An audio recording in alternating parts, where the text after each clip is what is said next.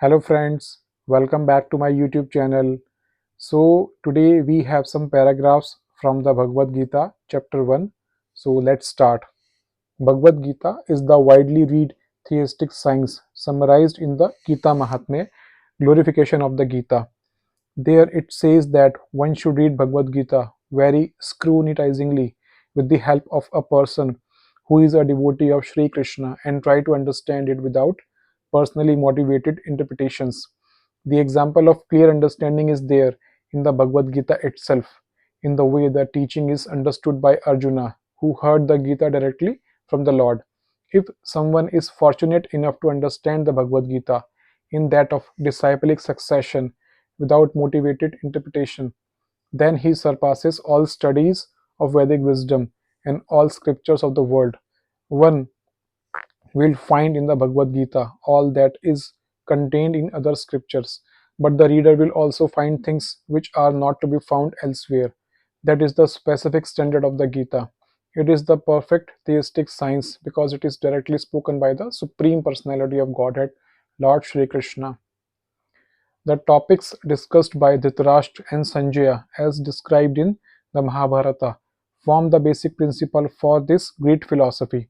It is understood that this philosophy evolved on the battlefield of Kurukshetra, which is a sacred place of pilgrimage from the immemorial time of the Vedic age. It was spoken by the Lord when he was present personally on this planet for the guidance of mankind. The word Dharamkshetra, a place where religious rituals are performed, is significant because on the battlefield of Kurukshetra, the Supreme Personality of Godhead was present on the side of Arjuna. Dhritarashtra, the father of the Kurus, was highly doubtful about the possibility of his son's ultimate victory. In his doubt, he inquired from his secretary, Sanjaya, what did they do? He was confident that both his sons and the sons of his younger brother Pandu were assembled in that field of Kurukshetra for a determined engagement of the war.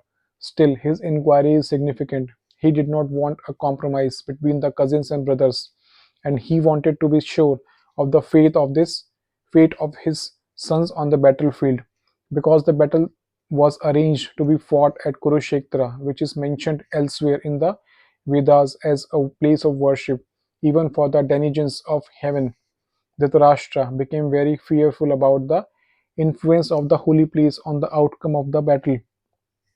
He knew very well that this would influence Arjuna and the sons of Pandu favorably, because by nature they were all virtuous. Sanjay was a student of Vyas, and therefore, by the mercy of Vyas, Sanjay was able to envision the battlefield of Kurukshetra even while he was in the room of Dhritarashtra. And so Dhritarashtra asked him about the situation on the battlefield. Both the Pandavas and the sons of Dhritarashtra belong to the same family, but Dhritarashtra's mind is disclosed herein. He deliberately claimed only his sons as Kurus, and he separated the sons of Pandu from the family heritage. One can thus understand the specific position of Dhritarashtra in his relationship with his nephews, the sons of Pandu. As in the paddy field, the unnecessary plants are taken out. So it is expected from the very beginning of these topics that in the religious field of Kurukshetra, where the father of religion, Sri Krishna, was present, the unwanted plants like Dhritarashtra's son, Duryodhana, and others would be wiped out, and the thoroughly religious persons headed by Yudhishthira would be established by the Lord. This is a this is the significance of the words Dharmashetre and Kurukshetre apart from their historical and Vedic importance.